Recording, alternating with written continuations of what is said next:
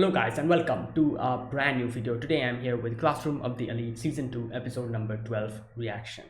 Okay, the previous episode. At first we get to see Ryuen go and suddenly start following Kowenji and starts questioning him about who, if he is actually the mastermind behind what everything is happening, all that stuff, because he's trying to see which person is trying to figure out which person is the mastermind. There's a few people he's quite sure is not the mastermind, but there's a few people who he has his doubts about. So that's what he's trying to do, and obviously the first person that comes to his mind is Kowenji, because Kowenji is one of the most mysterious person. He just does whatever he wants to, and like doesn't cooperate and all of that. So Ryuen thought that maybe that's his play. He's playing like that so that no one can actually suspect him, all that stuff. But in the end he comes to the conclusion that he is not the person. And we also get to meet Arisu for a little bit of a moment. She kind of shows her face and kind of rise Ryuen up for a bit. That kind of stuff. And yeah, now after that obviously we see what, obviously we knew that this was going to happen sooner or later. He decides to kind of make Karuizawa the bait, and kind of when she'll come also, hopefully the mastermind comes with her as well, and that was his plan. He's going to lure the bait in, and the Karuizawa will be the bait, the mastermind will come. That was his plan. If not, he'll try to find out more information from Karuizawa. That was his plan, and that's what he does. And turns out he goes to a place where it's extremely cold, and his method of questioning Karuizawa is like just tying her up, putting water on her, cold water, and it's freaking cold, so she's freezing on all of that. So yeah, that's the way he tries to bring out who the mastermind is from Karuizawa's mouth, but she doesn't. So yeah, and obviously she has also sent a message to the mastermind, which is Ayano but we see Ayano just being completely normal about it. We don't understand what's going on in Ayano mind. I'm guessing we'll get to see what he's thinking in this episode. If he makes a move, he'll make a move in this episode. Let's see. I'm pretty sure he will. And yeah, I really want to see Ayano and Ryuen face to face, because it's been too long. I feel like Ayano needs to come out now, at least in front of Ryuen. So yeah, let's begin. Let's see what happens. So this is episode number 12. So yeah, I'll be putting the subtitles on the timer here. Sync it to whichever is your preference, and let's get started. All right, here's the countdown. 3, 2, 1, go. Force without wisdom falls off its own weight. Interesting. I wonder who this is implying about. Oh boy. Freaking hell.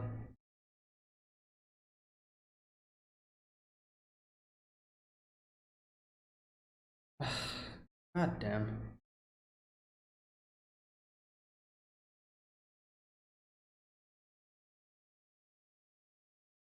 Oh boy. Oh.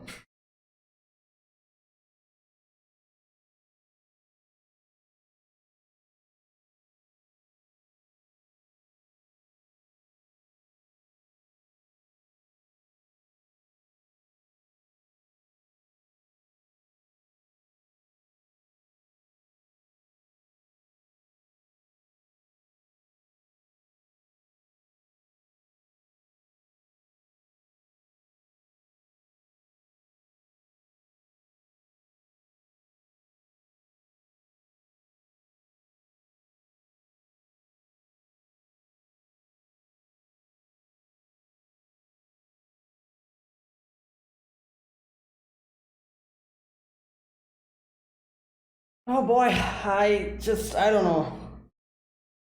This episode will be a little bit difficult to digest. I feel like I really hope Ayano comes quickly. I at least hope he'll come. I'm like, yeah, I'm pretty sure he'll come. Like, what else is going to happen? I don't see this ending any other way. Unless, no, so who else will come to save Karuizawa? I don't see anyone. So yeah.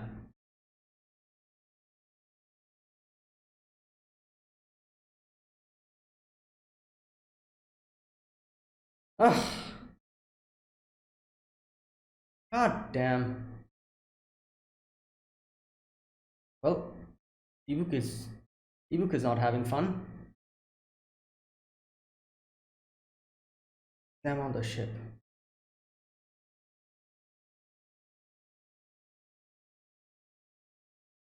Why are you asking her? Oh, that's what he's trying to do.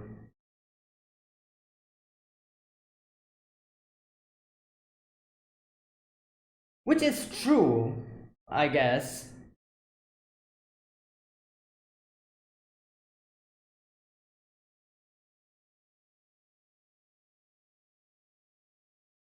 Mm.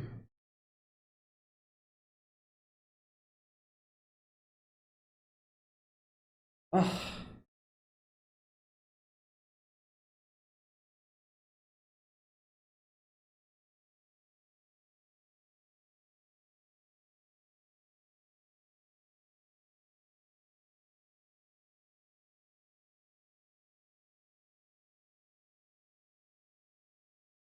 oh my god.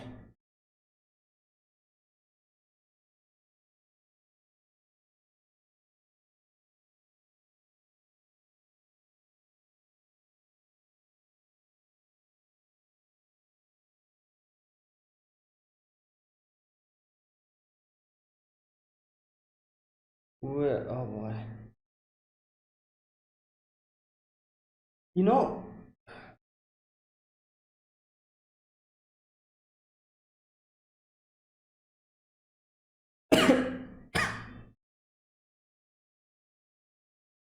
yeah, she's going to go back. Oh, there you go.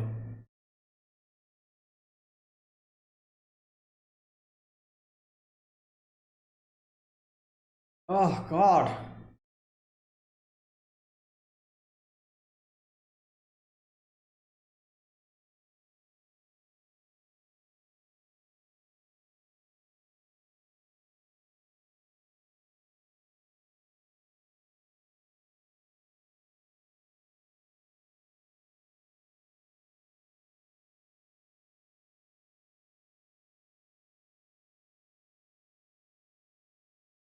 Okay, I'll talk about this later. There's another reason why she's not telling. I'll talk about it later. Like she doesn't want to go back to those days. You know, if she tells the name, then she'll be going back to those days. And obviously,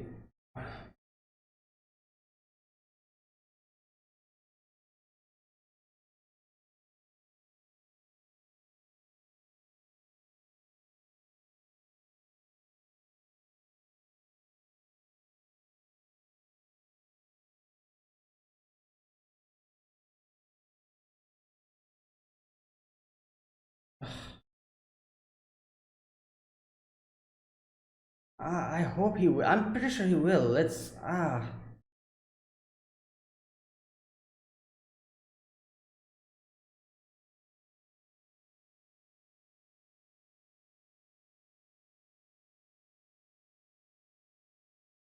okay. This is.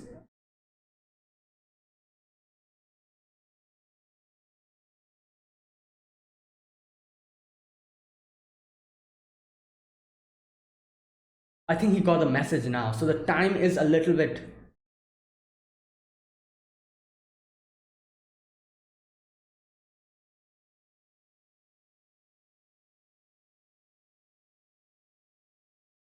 Okay, there you go.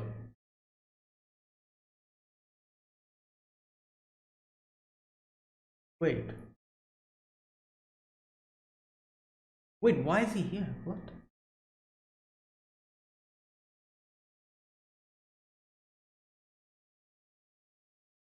Nothing.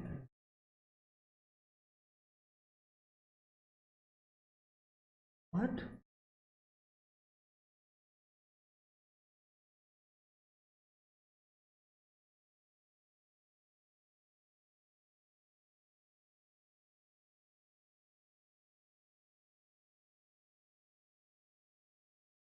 Okay.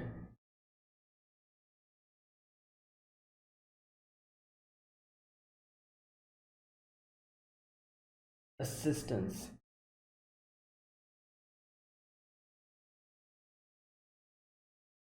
Hmm.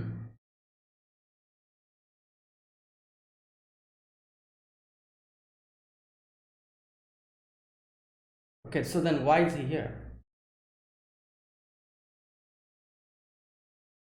What? Oh, is he telling her to come with him to keep an eye out? Oh no, wait, Manabu's here. Oh, no, no, no, no. He wants them to just be here to act as witness or whatever. Exactly, like I said. Yeah, the okay. Witness. Yeah, they can just say lie, like, oh, we didn't do it.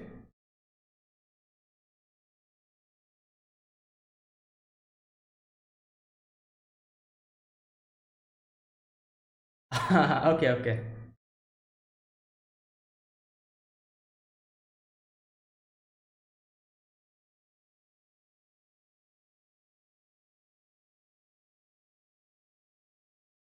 Yeah. I hope it just goes and beats them up or something. That'll be the best.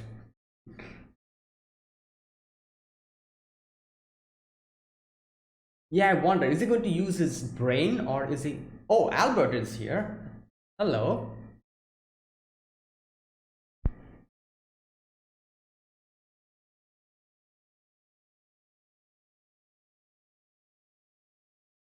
Damn English. Alright.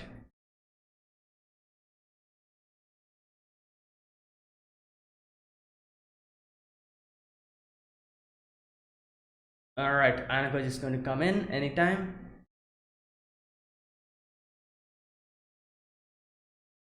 There he is. Alright, here we go. I thought Ibuki might have suspected it, but she did not actually.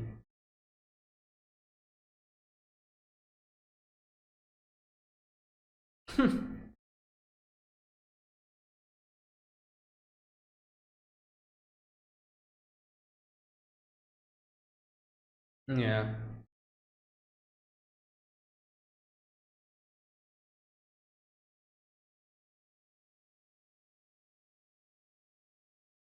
Oh. Oh no, he just said, okay, I thought he was going to.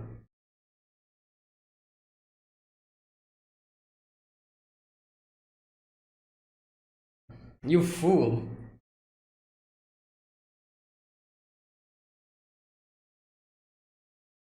Well, yeah.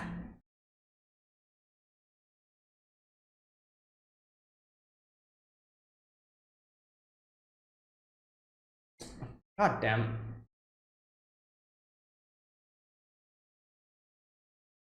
Alright, let's go. I want to see a fist fight.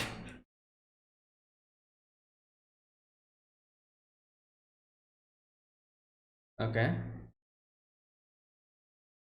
Wrong move.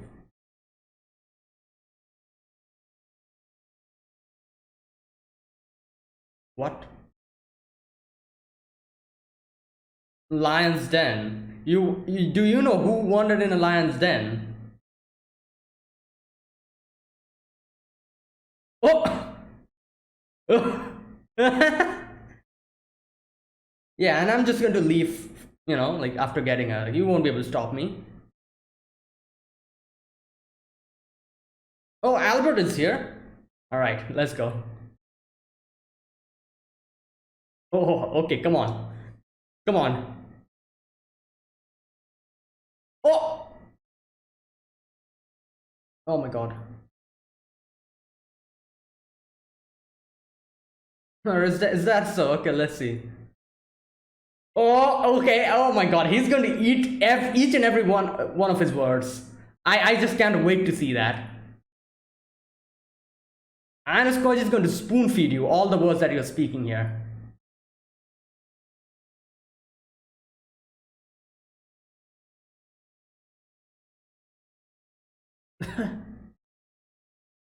Oof, okay, come on.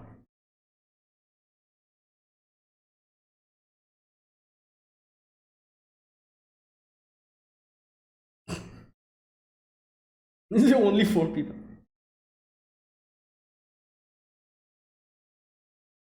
Mm, the last laugh of Ruin. Who is this guy? At least tell Albert to come in. Yeah, go home. Come on, Albert. Oh, oh, oh my god. Yeah? You think this is a. Damn! Come on. A knockout. Oh, oh! Yes! Go. Yeah. Keep sleeping. Oh! Come on, Ruin. Come on. Ugh.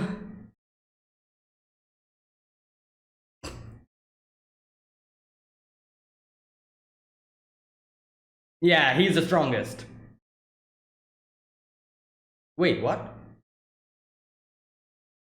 Oh, yeah, that's true.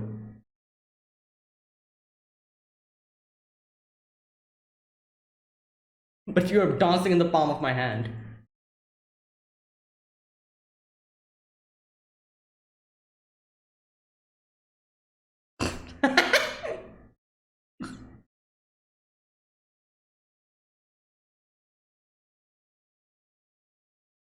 Ruin, you are too overconfident.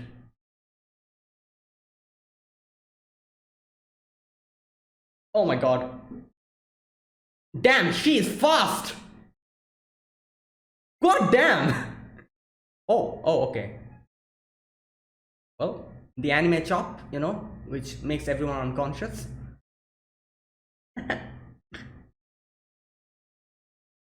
Yeah, like his overconfidence is so much.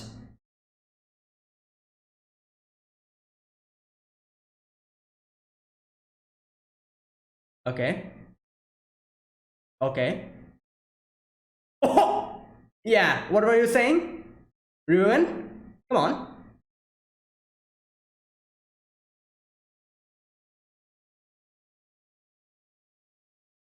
Come on. That was the biggest mistake.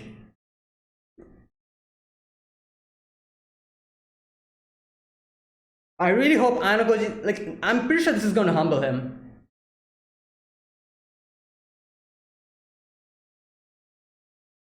You see that face? That's a face of no fear. Ah.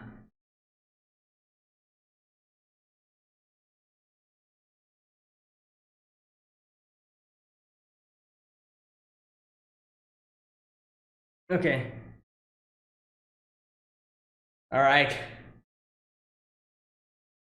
Come on.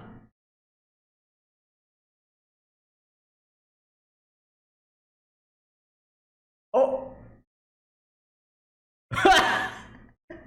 You. My. Oh, backhand slash.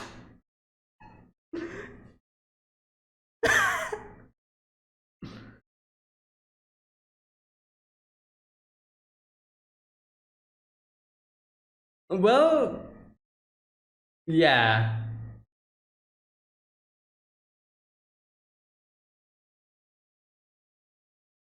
Oh.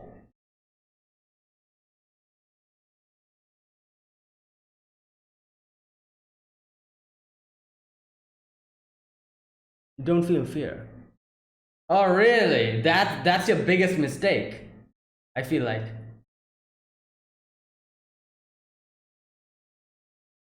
Two emotions separated by a hair's breadth.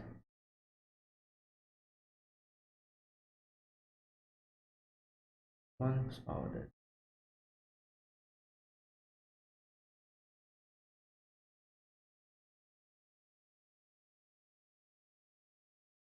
Death.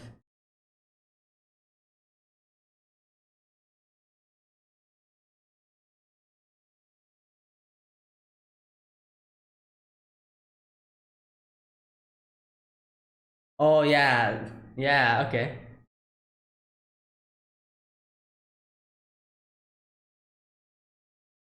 Damn,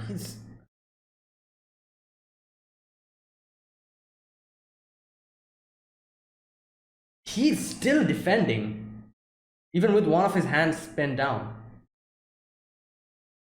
Damn, savage. Oh, oh my God! He just slapped the crap out of him. What the? Oh no. Oh my God! I think he's going to. Okay, never mind. I thought he was going to take Karizawa hostage or something.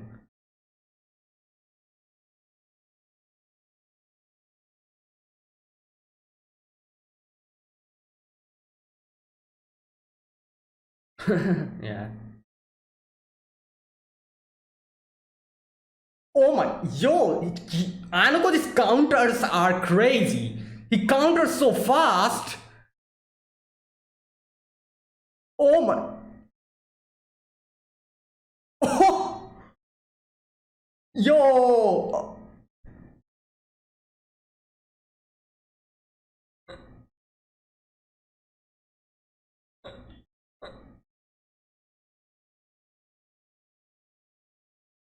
oh.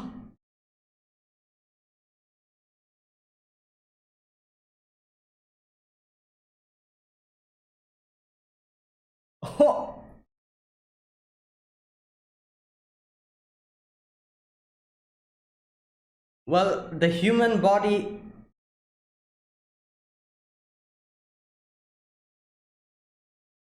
Oh my God, I don't think so.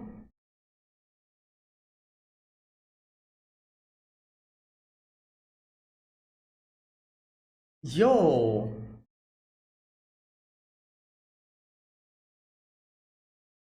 he's not feeling anything.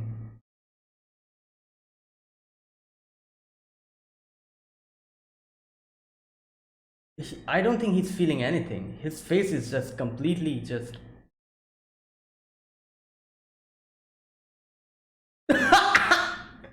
He is really not feeling anything. He's like, what? This is.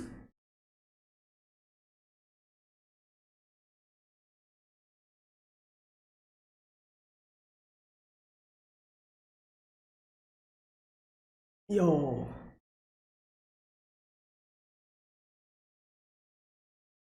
Oh my God. Oh, there you go. Yeah. That's fear. And as soon as that, I doubt he's going to do anything.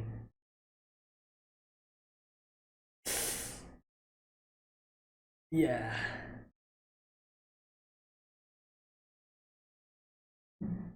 My God.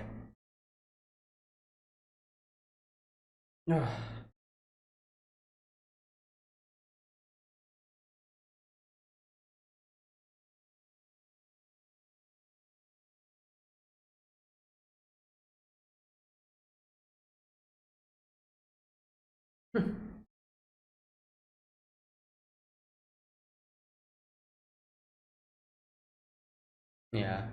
She didn't want to go back, yeah, to those days. And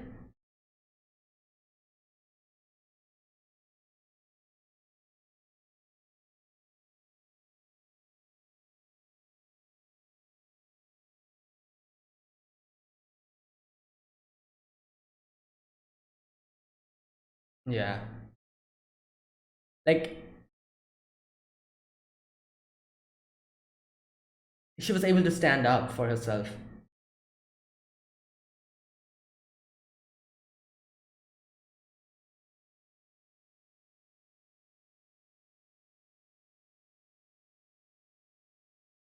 Oh,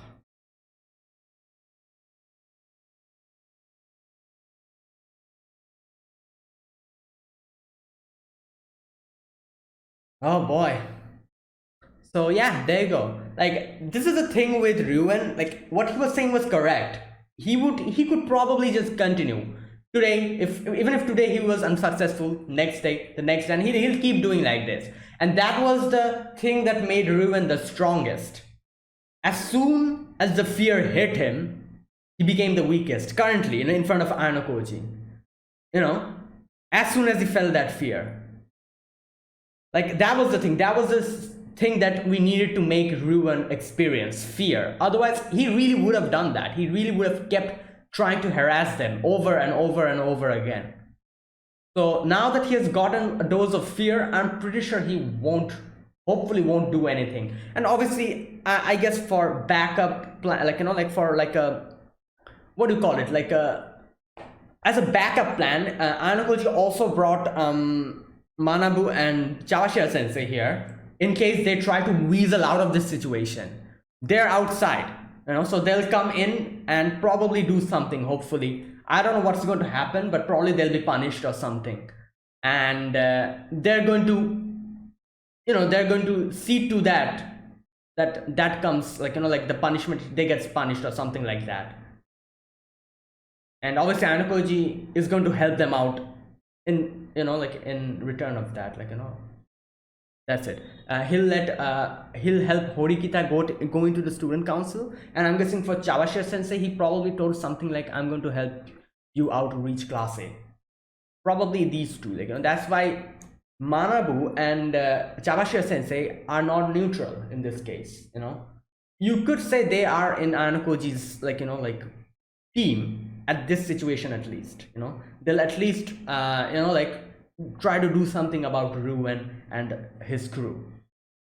I don't know, maybe some punishment or something like that. We'll see.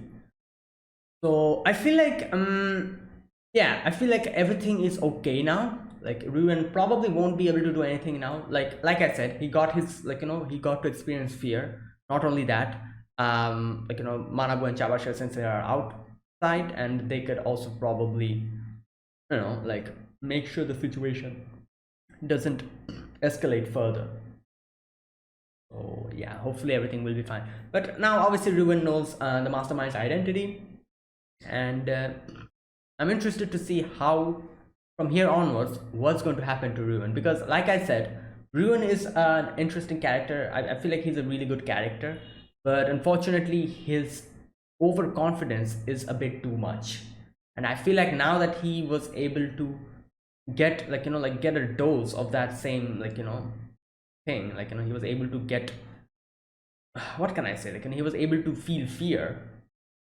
I don't know, I'm guessing he'll probably, hopefully he'll be a lot more I would like to call humble, but I don't know, I don't see Ruin ever being humble. But at least he's going to stop with his whole overconfidence, or he'll at least he'll become like a person who has who doesn't act overconfident. And I feel like he'll be so much more stronger and so much more more capable if he's able to whittle down his overconfidence a little bit. Obviously he's confident. Being confident is great, but overconfident doesn't do good, and he's too much overconfident. And yeah, so we'll see what happens. But for now, yeah, okay, now this episode we begin with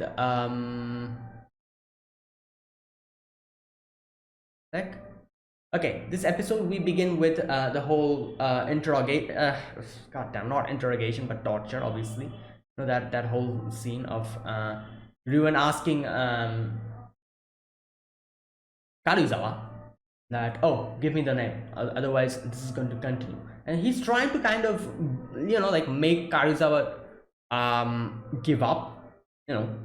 He's trying to kind of tell her a lot of things which makes her lose faith in the mastermind, by saying stuff like, oh, he's probably abandoned you. Oh, those two the Manabe's group who went there when Hirata called you, why do you think they went there? That was the mastermind who told you, who set you up, just so that that person can use you in the future. All these things, he's kind of doing that. He's trying to press the right buttons, because obviously for Karuizawa, the thing is that what she fears the most is, is not being able to spend a normal life, always getting bullied and stuff like that. And he that's why he always tries to cling to the person who can hopefully provide her protection. And Anakoji being that person, she was, she that's why she was very, what can I say, loyal to Ainokoji, because she wanted someone to help her out. So, listening to this whole statement that Ainokoji was the one who actually trusted her in that trouble to save her, to to make, so that he can use her. Yeah, that definitely she wasn't expecting that. And that, I have to say, that was probably the one thing that made her question her loyalty the most, because when Ruben said that, she was really rattled. She was like, kind of thinking about what to do. But obviously, as we see in the end, she keeps her loyalty. Now, like I said, Ruin is trying to, I wouldn't call brainwash, but kind of persuade her, obviously, you know to tell the name. And yeah, now there's one thing I have to say here is, now obviously we can say that Karuizawa decided not to give out Ainokoji's name, because she's loyal to him. Not only that, she likes him at a certain extent. So because of that, you could say that, definitely. I would say that's 20% of the reason. 80% of the reason, I'm pretty sure a lot of people was able to realize this, is that she did not give out the name, because giving out the name would mean that she would go back to those days where she just was a victim. This is the thing with Karuizawa, she doesn't want to be a victim anymore. Victim of bullying, she doesn't want that. And what's the best way to to win against bullying?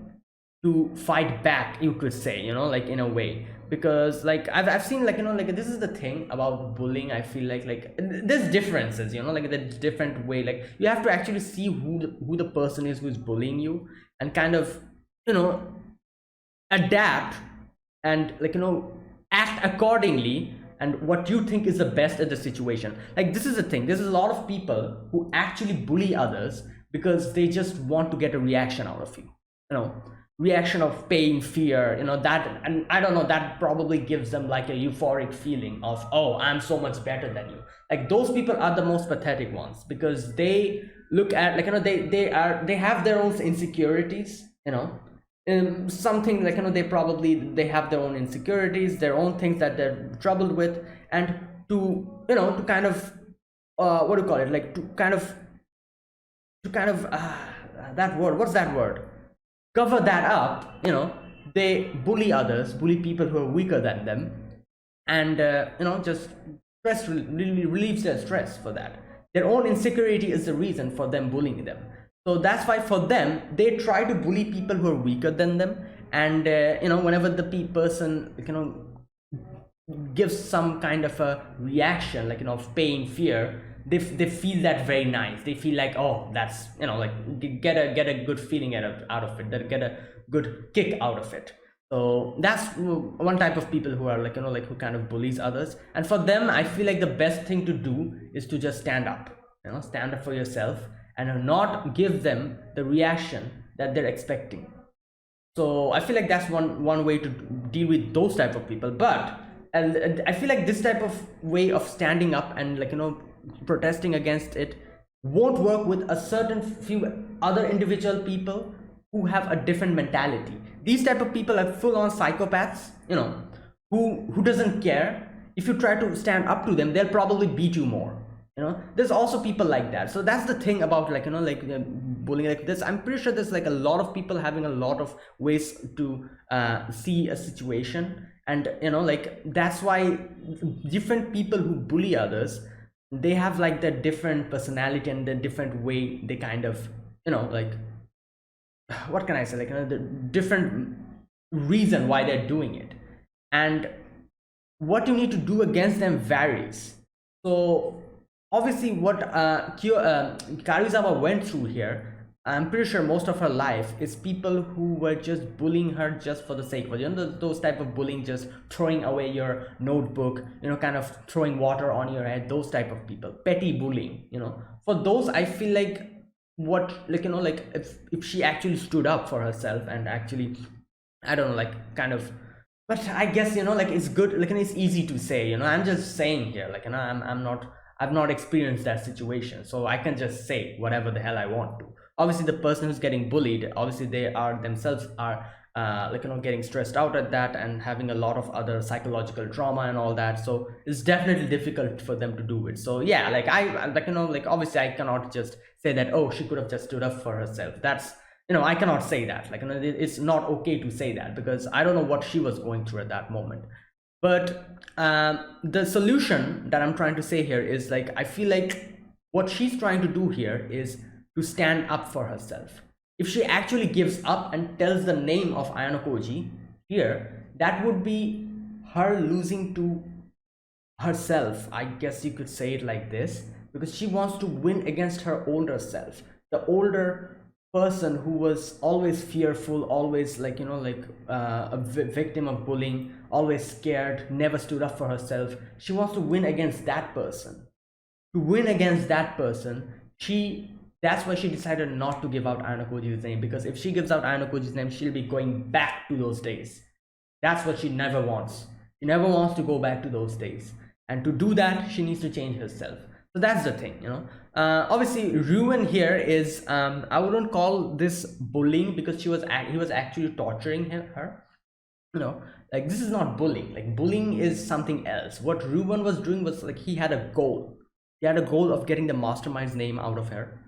So I wouldn't put this whole thing under the bullying category. This was not bullying. This was her basically blackmailing her and torturing her. This is completely different.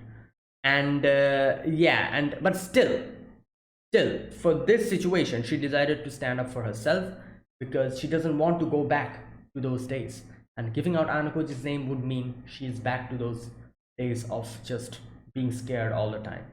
And now here's one thing I feel like, I said, I do know that the anime is skipping a lot of things. And the little character development of Karuizawa we saw here, I feel like a lot of things were skipped before this.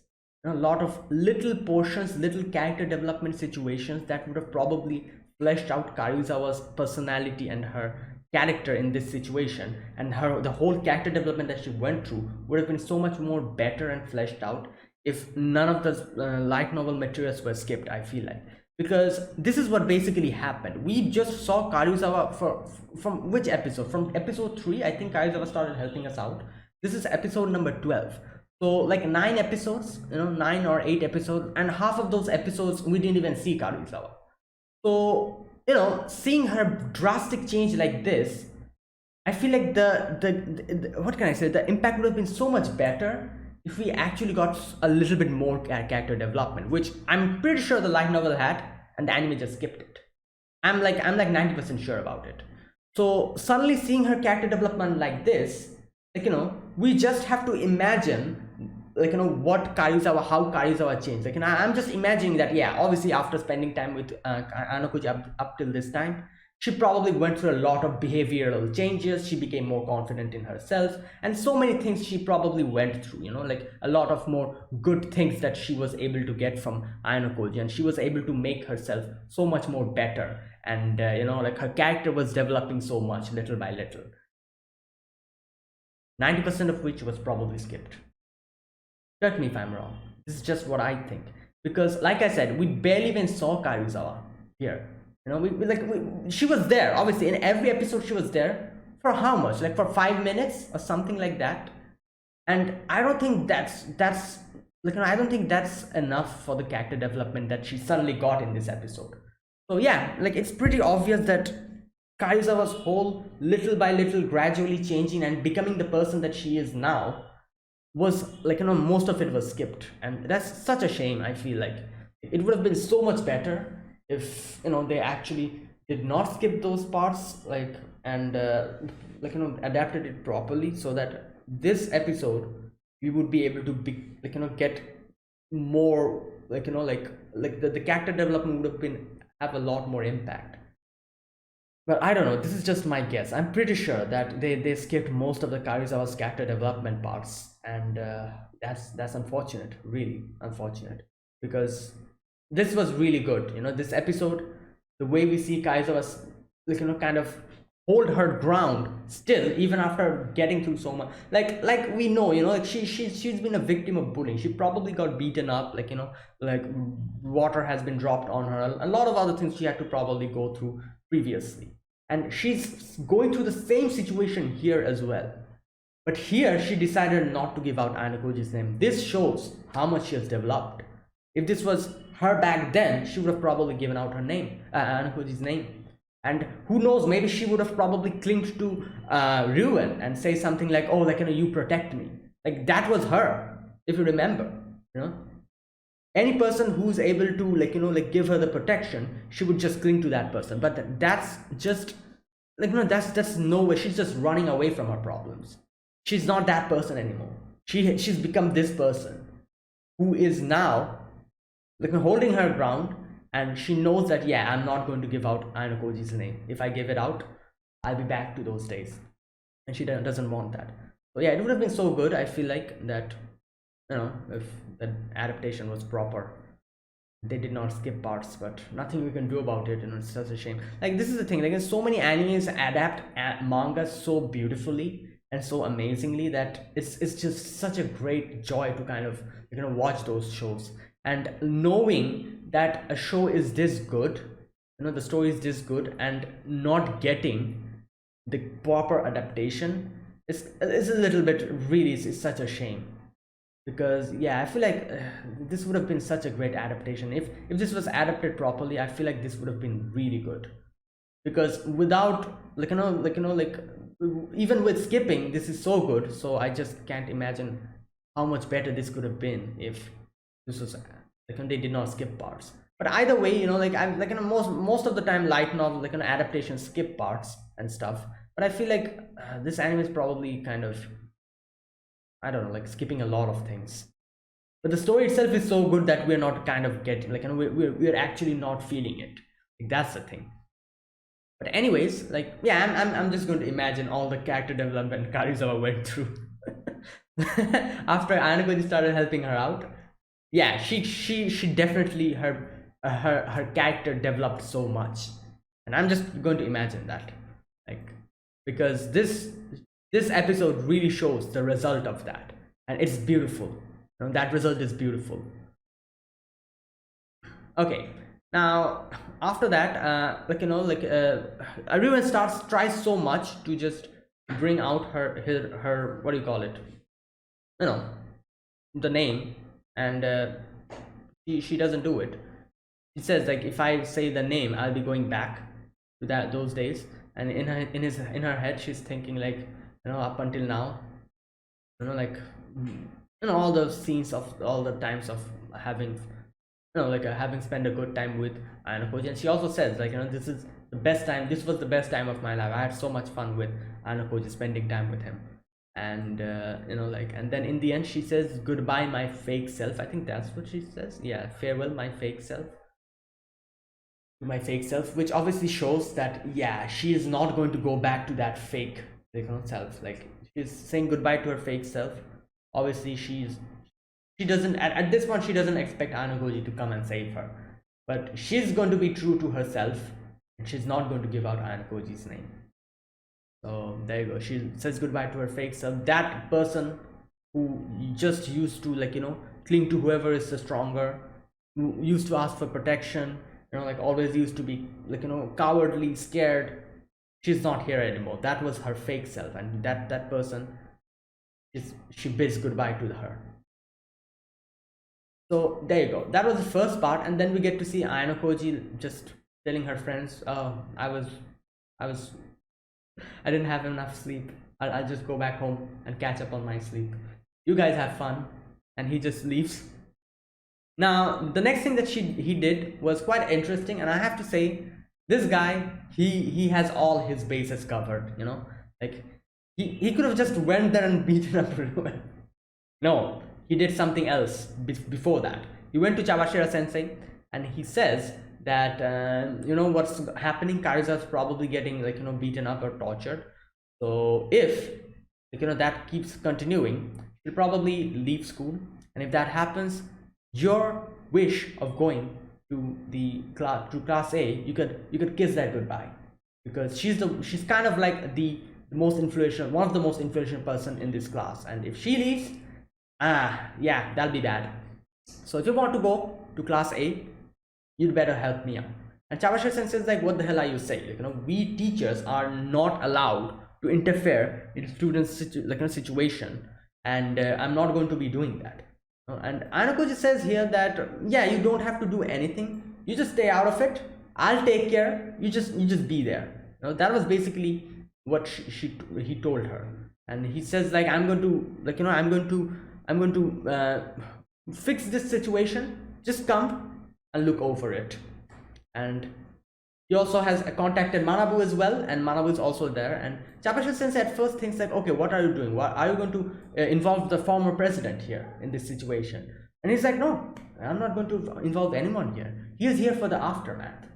So there you go. Chawashira Sensei is basically the observer. Manabu is the person who's going to clean up the aftermath, and he will be the person who deals the damage. So yeah, like, they're basically bystanders. They're just here to provide witness. Everything else Ayanokoji will do. They don't have to get directly involved in anything. Just stay here. And Manabu says, like, I think he says, don't forget the promise. You're going to help. Okay, I'll assist your sister's entry to the student council. There you go. So yeah. And Manabu's like, all right, then I'll keep an eye out here. So Kawashira Sensei is here for probably, you know, Anakoji probably is going to help out the class, go to class A. So that's what she's getting out of this for staying here. Manabu, like, you know, Anakoji is going to assist him with Horikita's entry into the student council. That's what he's getting in return for staying here. So there you go. Fair exchange, you know, like equivalent exchange. And okay, now Anakoji just goes in, you know, like Albert is there waiting. And Anakoji is like, oh, I'm the one you guys want. Albert escorts him in.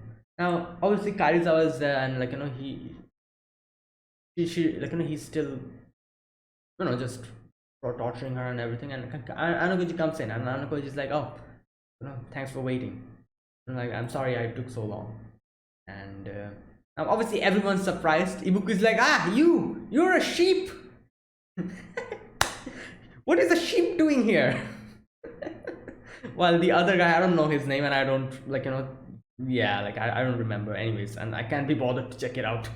That guy, he's like, oh, what's he doing here? You know, like, you know, everyone's just, you know, getting overconfident. Albert is waiting there, and Ryuan is like, oh, so it's you. Now,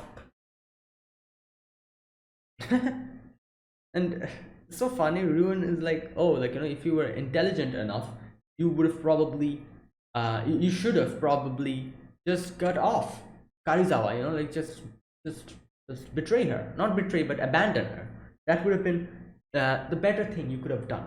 Like, you know what, yeah, I guess from his standpoint, I can see where he's coming from, because, you know, like, there's so many people here. Albert is here, you know, Ryuan is here, that other guy is here, Ibuki is here, and Anakoji is just one person just standing there. And from his perspective, obviously he's like, you fool, even though you were so intelligent, you know, in the end emotions got to you, and you came here like a like a foolish person trying to save her. You would have, like, you know, been so much in a better position if you just abandoned Karizawa. You know, now your fate is sealed. You know, there's no way you're getting out of this. Yeah, I can see that, because obviously, like, Anakoji is one singular person, and there's, like, so many of them. But the thing is, my God, this guy Anakoji is something else. Okay, so I love how Ruben says, like, you know what, the basic rule of this world, it is that people cannot hold up against absolute violence. And I'm just like, wow, like, wrong person to say this quote to, you know, like, if you wanted to quote this saying, you should have done it to someone else. It's as if you're as if you're trying to teach a lion or a tiger to hunt. That's basically what you're doing here. Like, you're a goddamn fox or a hyena, and you're lecturing a lion or a tiger about hunting. That's the situation here, I feel like. Ruin just being like, violence. Now, you know what's the biggest power in this world? It's violence. And Anako is just standing there, just listening to him. Oh my god. Ah, like, oh, this the final part was so satisfying, you know, like, it's just everything I wanted. I just wanted to see Ruben just get beaten up by Anakoji from season 1 up until like from the end of season 1, and here we have it, you know. Now, okay, after that, Ruben is like, now obviously, and no one's like, you know, like, taking him seriously. Anakoji, everyone's like, oh, he's come here to just, you know, like, just die or whatever. Like, he cannot do anything, he's the only person here. And Anakoji is just standing there. He's like, oh, is this situation problematic? Is this situation okay, this is what he says: is my situation dire? And Ruben's like, what? He says, you have only 4 people here. That's not enough to stop me. And everyone's like, laughing, you know, that typical last villain, like, you know, last laugh of the villain that all the villains have before they before they attack the main character. They give like one singular like, you know, hearty laugh, like, ha ha ha ha, you fool, you know, this is your final, like, you know, this is your fate is sealed. They give that good laugh, and then they get beaten up and just completely destroyed. That laugh, Ruin gave that laugh. And yeah, now, oh, Ishizaki, that's his name. There you go. Like, I found out his name. And Ishizaki is so confident. It's like, let me show. Don't take this personal, Ayano Koji. And it just starts attacking. Ayano Koji just gets him in. I don't know what that move is called. Like, you know, one of his hands is under his, like, you know, thing, and is just grabbing him in a hold. So yeah, like, this is the thing. Anakoji, I doubt Anakoji is stronger than Albert. I doubt that. Or maybe he is, who knows. But the thing about him is he knows martial arts, you know. Like, if you know proper martial arts, and like, and if you know, like, you know, these moves and these holds and everything, you know, how much stronger the enemy could be, it wouldn't matter. You know, like, if you're able to get them in like a good hold, they won't be able to get out. Obviously, you need strength. Obviously, muscular strength you also need, and I'm pretty sure Anagoji has that plenty. But still, you know, these type of, like, you know, like, these type of moves, or these type of, like, you know, like, these attacks or these things, you know, the way you hold someone, the way you capture someone, you know, these things matter so much in a you know, in a fight, and if you're able to properly execute them. And Anakoji is basically doing that. He gets, like, you know, him in a hold like this, and he's just, like, you know, like, all on the floor, unable to do anything, like, you know. And yeah, like, this, like, I feel like this is one thing I've heard in so many animes, and, like, you know, especially animes which use the martial art, that use your opponent's strength, use your opponent's weight, like, you know, all these things against your opponent. Like, that works out so much. Like, you know, that's like one of the biggest way to defend, like, you know, defeat an opponent who is stronger than you. Just use their force, use their strength, use their weight against them, and something like that. I don't know, I'm not a martial artist, I don't know about anything like this, but I'm pretty sure it goes like that. So now Albert starts fighting, and I'm like, oh my god, I wanted to see Albert fight Anakoji, and we can see it now. Anakoji is just, like, you know, dodging and everything. And you know what's the really coolest thing of Anakoji, like, you know, the fighting, like, you know, moves he was using? He counters fast, you know, like when he was fighting Ruin, his counters are crazy. Like, you know, like, he just moves in a very fast way. Like, he's kind of pinned down, you know, and then he moves his hand in such a way and just gives him like 2 slap in the face, like, completely knocking him out. And then he just whacks him, like, on a backhand punch or whatever.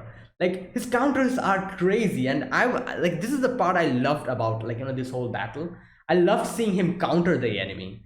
Like obviously you can like you can dodge your enemy, you can like like you can punch your enemy and all of that, but countering him like the enemies like that, I feel like that's so cool.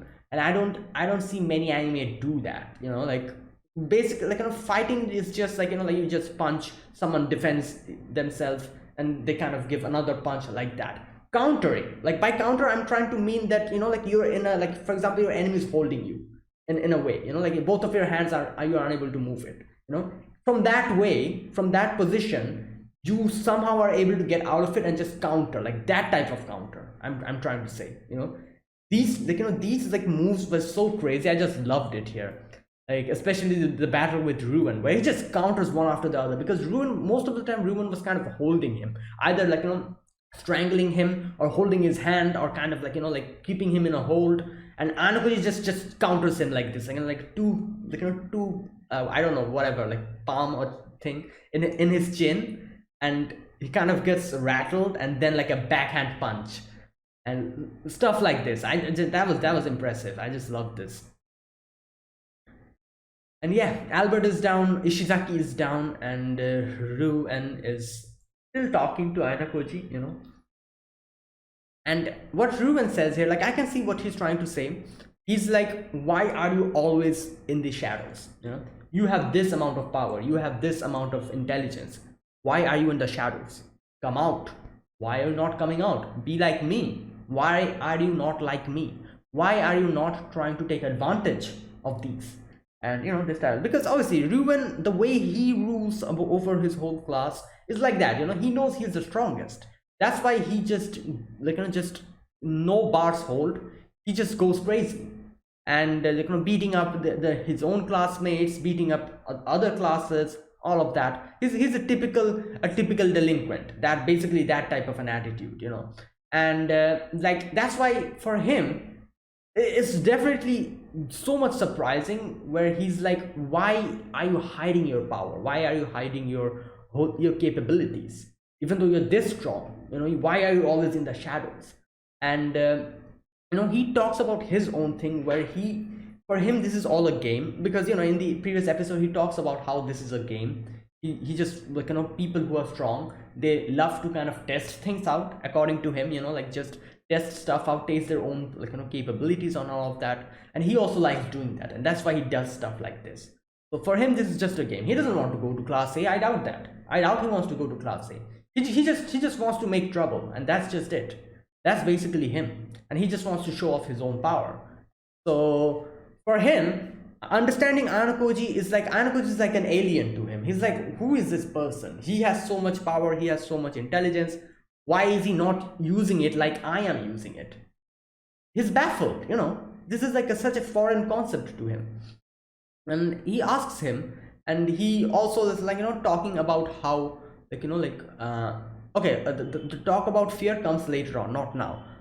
Before that happens, Ibuki kind of goes a little bit like crazy here, because she's like, what the hell, what's up with you, what's up with Ruin, you both of you are crazy. And like we could see, from the past couple of episodes, we can see that Ibuki is not taking this situation is not sitting well with Ibuki.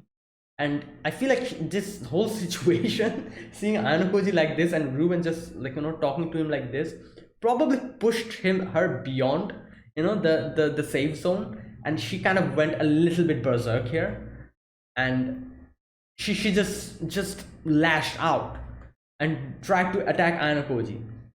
And Ibuki probably was the fastest here. Not fastest, I would say Anakoji is even faster than her. But you could say like comparing her to Albert, Ishizaki, and maybe Ruin as well, Like I feel like Ibuki was the fastest. Like her attacks were just so fast. Like the roundhouse kick and everything that she was doing. And you could see she also probably knows a little bit of martial arts or something. But Anakoji is a main character. He just chopped her and she just goes down. Like these things are so these anime chops are just so crazy. Like I'm pretty sure in real world it doesn't happen like that. You just give one karate chop in the neck and the person goes unconscious. I don't know. Let me know, because I don't think that actually happens. You know, like you probably will get a little bit dazed, or like, probably your head will start spinning or something. You won't go unconscious. I doubt that with one chop. I don't think so. But anyways, like, he chops her and she goes unconscious. And now Kaizo was like, Kaizo's mouth is open. She's like, what the hell is going on here? Oh, oh my god. Now, okay, now here we begin with Ruin's battle. Like, and Ruin says when its violence is involved, it's not just a fighting skill that determines the winner. Now, here we go. This is one thing. Ruin is violent.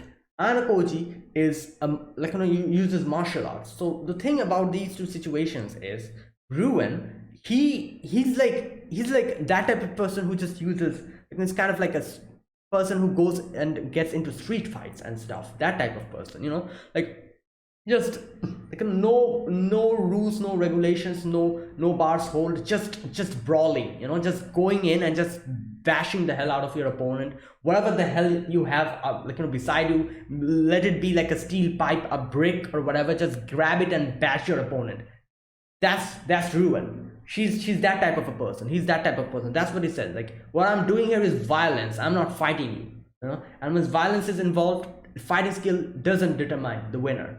And we can see how he uses this environment to fight. There's like a lot of, like, like steel pipes or whatever. He just throws it in front of Ayanokoji, uses some other stuff to kind of throw stuff towards Ayanokoji, and does stuff like that. That's Ruin. However, Ayanokoji is, like a martial artist, as we could see. Like, he himself says that his actions and his movement, it's not like any type of martial arts. It's like his own taught fighting technique that he has gotten after fighting like, so many battles, probably in the streets and something, like that type of thing. And it's just like, like his way of fighting. But obviously Ayanokoji, like, counters him and, like, attacks him. And Ruin, like, for a moment, Ruin kind of grabs him, like, in this way. Like, there you go. He just throws like a ladder at him, and then kind of uses his own weight to grab him like this, like trying, kind of pinning him down on the wall. And he's like, and yeah, here's where Ayanokoji says he's not trained in martial arts. Unique style developed through real fights. And yeah, he says, like, why don't you fight outside? Why you're always in the shadows? Ayanokoji says, I have my reasons. And he starts choking him. Now, okay, this part I need to see again. Ayanokoji counters him, I think. Okay, oh, uses his leg to pull him off guard. And oh boy, these counters are so good, Like I said, he was pinned down and he counters so well. The leg, he kind of does that, punches him in the stomach, grabs him by the throat, uses another hand to grab this part of the neck. And I don't know what he does here. It was so fast, but he just threw him towards the wall. There you go. It's complete. This is like like when you're pinned down, that type of counter. And again, Ruin throws the steel pipes towards him. And they're having like an actual battle. Ayanokoji is dodging, and he's also dodging. Okay, now, oh boy, this fighting is so good. Like that part when he grabs one of his hands and uses one of his hands to just do like this. Like, yeah, like, my god, like, Ruined, he might be accustomed to street fights and all of that, but Ayanokoji is fast and precise. Like, one of his hits gets you, like, like completely, it gets you. Like the way he like backhanded punched him like this, like the fast, with the amount of accuracy and swiftness, it was crazy. Like that one shot is enough to get Ruin completely shaked. Like, he's completely shook. And oh boy, this fight was really good. I really enjoyed it. Okay, now here's what Ruin says, and this is one thing which was probably the thing that was making Ruin the strongest, his strongest power here was what he says, that you might have won here, but what about tomorrow? What about the day after? And Anakuji says, you think you can win with enough persistence? He says, sure do. I'll be there 24/7 waiting to strike at any time. So there you go. That's the thing. For Ruin, that's basically it. Like he's strongest because of that. This is the main thing that makes him so much strong. And how can you make him how can you make him give up this persistency? How can you make him give that up if you're able to actually hammer down fear in him? As long as he's not fearful, he is going to continue bothering them. So there you go. If you're able to actually hammer down actual fear into him, he might actually stop. Like that's the only thing, and that's what Ruin was saying here. Like, you know, I won't be scared. You know, you can hit me, you can win, you know, you can do anything, but I won't be afraid, and I'll be persistent. Not being afraid and being persistent, these two were the things that made him the strongest here, and could have posed a huge problem to Ayano-Koji. But by the end of it, Ayano-Koji was able to make him fearful.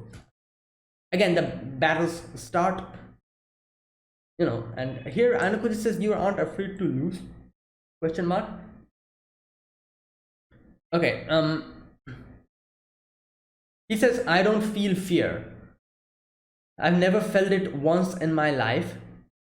And here we get like a flashback. I don't know, who is this? Is this Ruin or is this Ayano-Koji? No, that's probably Ruin. He says, fear and pleasure are two sides of one coin, two emotions separated by a hair's breadth. I guess you could say that. We see a snake here. This world runs on violence. One's power there is determined by one's capacity for violence. Now, this is one thing that Ruin always says. I have to say that I'm like heavily disagreeing with his statement here. He says like everything is won by violence. I don't know. I feel like there's so many other ways to win a whole game, you know. But you know what? I guess if we actually think about it in that way, and if we actually break everything down to the smallest bits, I guess it is violence that wins, because, like, you know, even people who are like, you know, like extremely intelligent and doesn't, like Arisu, for example, I don't think she uses violence at all. I don't think so. I don't know what's up with her. She's extremely intelligent, I think so. Not only that, I feel like her people surrounding her, they are also another reason why she's so strong, because she's able to properly command them or something like that. Because we saw there, like, you know, when Ruin tried to attack her, that one guy came in and just stopped him. That type of thing. So I guess if you actually whittle down everything to the smallest building blocks, you know, smallest, you know, like thing, I guess there is some truth in Ruin's words. You could say that everything does end up like, you know, does in the end ends up being violence, you know, like the actual power being violence. I can kind of see what he's trying to say, but at the same time, I feel like there's so many other ways to win something without using violence. And yeah, like where you're actually maybe like, you know, like emotional warfare. What about those? You know, you're not being violent, you're playing with their minds, you know? Not only that, something else, maybe, like, you know, like some other form of power. I don't know, like, I was going to say power of money, but I guess power of money also ends up being the ending, like, you know, the ending thing ends up being violence, because if you have power of money, you're going to use others, you know, like, to just, like, you know, hire bodyguards and stuff, and they will be violent in your stead. So yeah, I guess power of money in the end kind of ends up being, you know, like what Ruin says, like, you know, it's actually proving his point. Violence is the only force. But yeah, other than that, I'm pretty sure there's so many other ways that you can counter a situation. Violence is not the only way. But yeah, I guess I can see Ruin's point, you know, like I said, if you break down everything to the smallest building blocks, I guess I can see what Ruin is trying to say. There's only one force that can upend that law of nature, okay? And that's death, I guess, you know, because if you die, obviously you cannot be violent. So there you go. So was that Ruin? I think that was Ruin, wasn't it? What's up with that snake? Like, I'm guessing that's like a backstory or something that he had. Now here's what he says: I don't experience fear, but when most people experience pain, that quickly turns to fear. And Anubis says, so why don't I show you what pain is? And yeah, so now after that the battle begins again, and what's his name?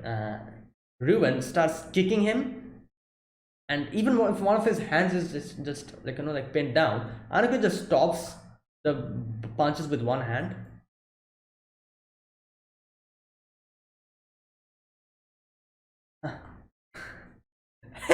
Anukoji says that I'm trying really hard to experience this fear you're talking about.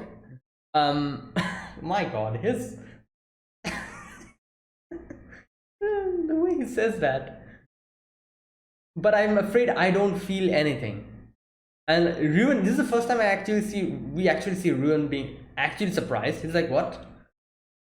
And he's like, yeah, right. And oh, and this part, oh my god, this counter is just so good. I love Ayanokoji's counters. Okay, let's watch that part again. Like, I think Ruin kicks him. Okay, just a sec. Yeah, he kicks him.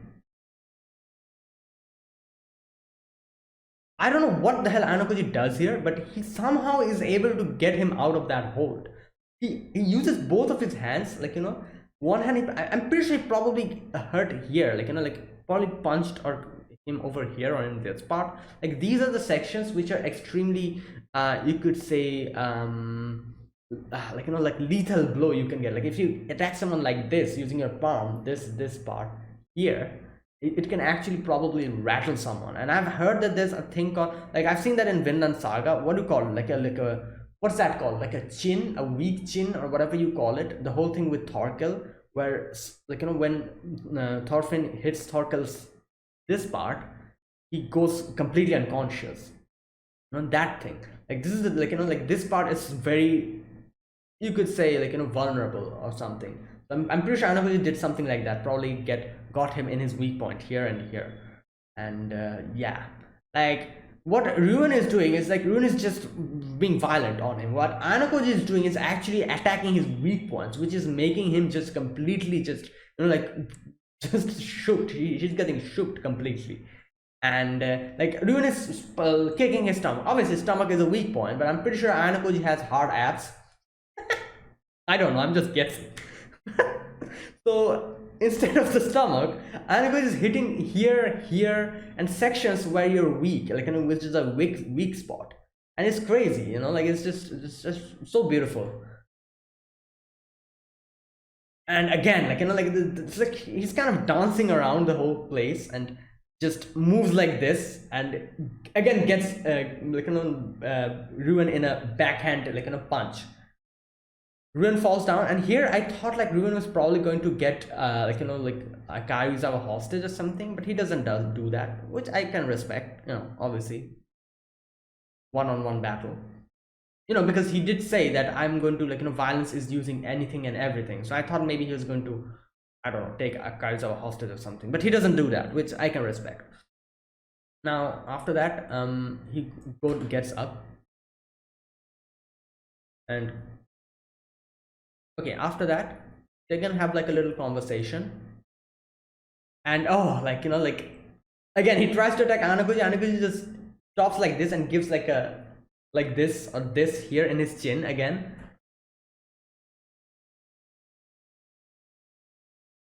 Yeah, like Ayanokoji is full on like pure martial arts, like, you know, like the way, like the things that he's doing, the way he's attacking, he's not punching the enemy, he's like, like, you know, using different ways of punching, like this part, this part, this part, and, like, you know, this part, while Ruin is just basically trying to punch like this, you know, while Anakoji is just tactical. Like I love that way of like like they showed this whole fighting scene here. It was beautiful. And then obviously he just straddles him and starts punching the hell out of him. Ruin is kind of looking do like this to save himself, but Anime is just punching him, and Ruin again gets him somehow. And Anime says, "You said you've never felt fear." Um, and okay, he says, "You're damn right." And again, he starts getting punched. He says it hurts, yeah, but that's all. And Anakoji again starts punching him. And he keeps talking, like, and he's just like, oh, even if you beat me here, I'll never give up, this and that. And Anakoji's not listening. He's keeping talking and he's just keeping punching. And he's like, oh, I'm going to be the one who's going to be winning in the end. And then he says, now savor the pleasure unique to this moment. Your victory is in sight, Anakoji. And then like there's one part which completely takes out everything from him, where fear actually sets in. It's like up until this time he was like, oh, I know Koji, like like you're going to win, like you must be feeling great, don't you? And then he says, now show me what you are feeling. Is it joy, anger, annoyance? Show me your emotion. And when he looks at him, he sees that Anakoji is just stoic. He says like, what in the world are you talking about? And this really scares him, I feel like. And keeps punching him, and he says, a mundane task like this stirs nothing in me. Damn. What emotion is there to show? And here we can see him actually getting scared. Now, yeah, I'm pretty sure this is what completely broke him. Like as soon as he saw that Anakoji is not feeling anything, even though he's hitting, like he said, like different people, like different while like getting your revenge or whatever. Different people feel different things. Some people feel like angry. Some people feel like a euphoric feeling. Some people feel happiness. Some people, I don't know, like different emotions they have, while attacking or fighting, and like these type of situations. And while Anakoji here, he's not feeling anything. This is like just nothing for him. And this is what I feel like that probably pushed him in the edge, pushed Ruin to the edge, where he realized that this guy is something else. Like he's like like I was talking about how I am not fearful. I don't feel fear, I don't feel pain, all that stuff I was like talking about. And when I see this guy, I actually see that he really doesn't feel anything. And I'm pretty sure that probably scared him even more, because I don't know, like I feel like he thought up until now, he thought that I'm the person who never feels fear, that type of thing. Like he had his own self in a very high position, like he's like, yeah, I'm in this position, like I don't feel fear, I don't feel pain, nothing can rattle me, people can keep punching me or do whatever the hell they want to, I might go unconscious, but when I wake up again, I'll be back to that form, even if I lose my spirit, my heart, it won't never lose. I'll never give up, I'll always keep on, getting into these situations, and I'll keep doing this, I'll keep being a menace. That was the thing that he has, like his own self within him. It was like in this position, and he thought that no one can defeat me in this. Anakoji comes up now in front of him, and he's like in this position, and he realizes that he's nothing in front of him. Anakoji genuinely feels nothing, like he's blank. It's nothing there. He's just like he says, he's like, what the hell are you saying? Like this is just a mundane task that I'm doing. Just punching him, and just nothing to say. Like this is nothing to just not, this is nothing to trigger my emotions. I feel nothing. And that's when he probably realized that, oh, I'm not that fearless. This is the true definition of fearlessness. And as soon as he realizes that, yeah, he probably started feeling fear. I don't know. This is how I interpret this situation. Let me know what actually happened, because I don't know. I feel like that's basically what happened here, and I see this scene like that. If I'm wrong, if I'm misunderstanding something, let me know. Because yeah, because this part was interesting, quite interesting, because this is the part which breaks Ruben, and my explanation is this. This is how I deduce the whole scene. I might be wrong. If I'm wrong, let me know. But either way, I think that's what broke Ruben in the end, when he saw that he was not fearful at all. And as soon as he realized that he's not fearful at all, his own fear started kicking in. And the fear of unknown, or whatever, I don't know, something like that.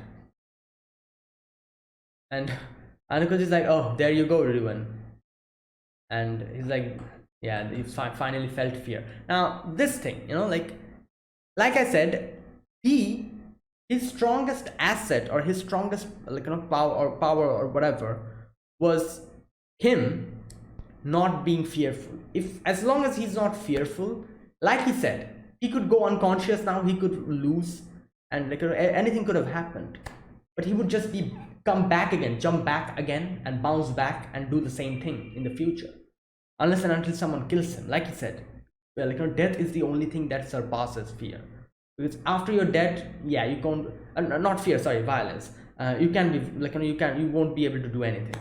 So like he said, unless and until he's dead, he'll probably be unconscious. I don't know, maybe he'll be stuck in the hospital for 2 weeks. Maybe he can also go in a coma, wake up after 1 year, but then he'll do the same thing again.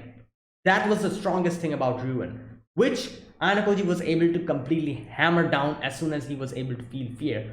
Fear was the trigger which was able to make him give up on his this whole thing, this not giving up attitude. He was able to hammer it down with fear. As soon as Ruin started feeling fear, game over, nothing else. Now, I think, obviously, if Ruin did not feel fear and he became unconscious before that, I was pretty sure he would have messed with Anakoji in the future as well. But the good thing is, he actually felt fear before going unconscious, so I don't think he's going to do anything ever again from this point onwards, hopefully. And also, Chabashira Sensei and Manabu are outside, so they'll also probably pull some strings from their side as well. We'll see. But because they're the bystanders, or they're the people who's going to see, their duty is to deal with the aftermath. So there you go.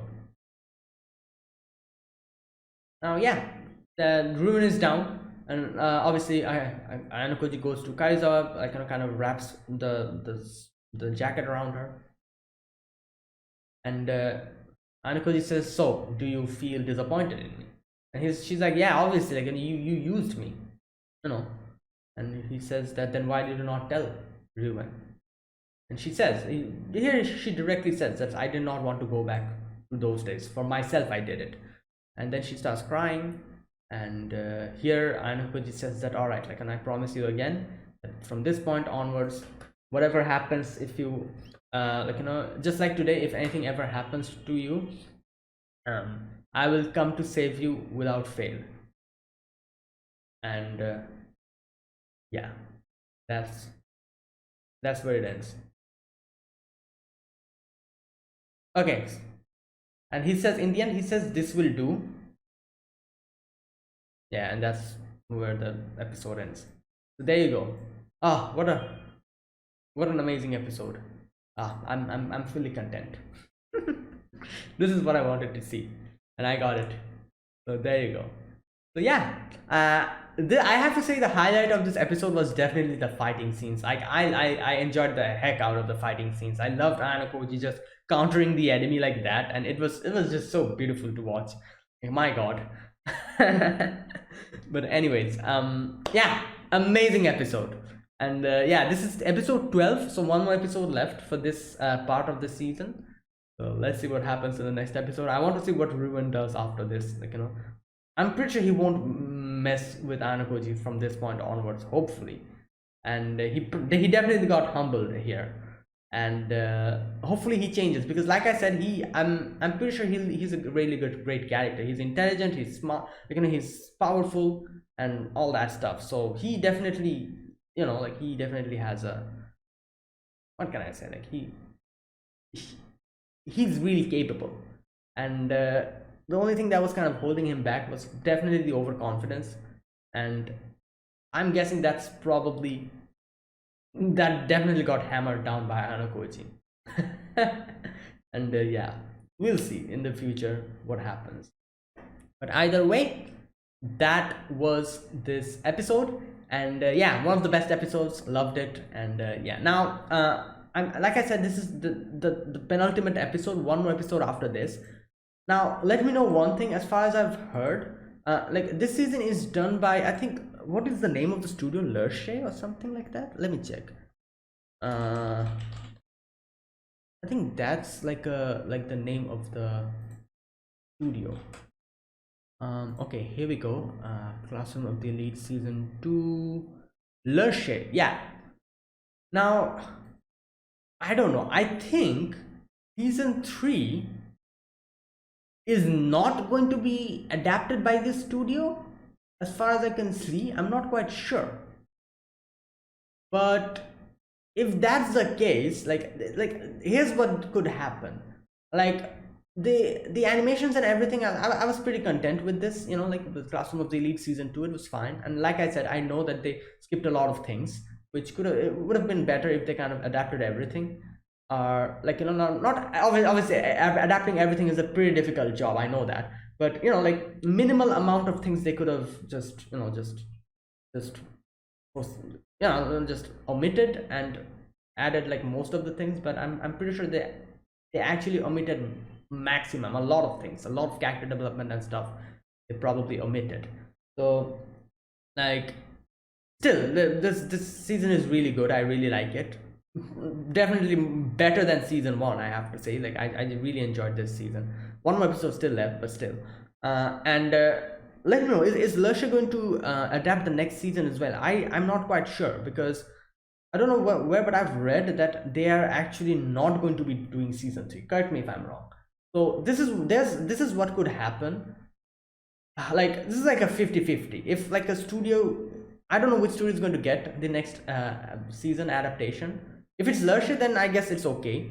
But if a studio which is, I don't know, which probably does, like, like this is like the, I don't know, like this is like the benchmark, you could say, this season 2. Like that's why I'm saying 50-50. If a better animation studio who probably was going to adapt everything and like all is the one that gets the like the season 3 adaptation thing, then obviously it's good news. But it's a studio which doesn't do, like, even starts omitting more things from season 3 happens, then that'll be a disaster. And I'm a little bit concerned about that. So like I said, I'm not 100% sure, but I don't know where, but I've read somewhere that season 3 is probably going to be done by another studio. So there you go, 50-50 thing that's going to happen. Like I'll be hoping for, like, like a better adaptation in season 3. Let's see. Because like season 2, I feel like season 1 was definitely extremely underrated. Like no one really watched it that much. But nowadays, like I can see that Classroom of the Elite has gotten a good fan base, and that's kind of making me a little bit more hopeful for season 3. Maybe they'll do a little bit, kind of give a little bit more I don't know, like we'll do it a little bit better from this point on, because like the more a series gets popular, the chances are that the animation studio and everyone like tries to do a better job. Like for example, like shows which are really good, like like the adaptations are really good, like Attack on Titan, Demon Slayer, like the adaptations are perfect there as far as I know. And like since they're so popular, the studios actually really don't try to omit much stuff, because the outrage will be crazy if that happens. And they themselves also try to do a better job, because like the popularity, popularity is directly proportional to these adaptation. So since this season and this show in itself is getting so popular little by little, I don't know, I'm hoping for a better adaptation in the future. I really hope so, because like I said, this season has been great, but I feel like it could have been so much more better. You know, like the as you can see, the rating in my anime list currently is 8.8. This could have probably been a 9, a solid 9. I feel like, you know, if the adaptation was a little bit better, and I really hope we are able to see that day in the future. Hopefully, I'm just wishing. You know, I don't know. I don't know what's going to happen, but either way, hoping for the best. But anyways, that's it. Thanks for watching. This is my reaction to episode number 12 of Classroom of the Elite season 2. So if you guys enjoyed this video, be sure to press the like button, subscribe if you're new to the channel. If you haven't subscribed, comment down below anything you want to say, anything you want to let me know, and I'll check them out. And that is it, guys. Thanks for watching, and I'll see you guys next week with another episode and the final episode of Classroom of the Elite season 2. Yeah, until then, goodbye and have a nice day.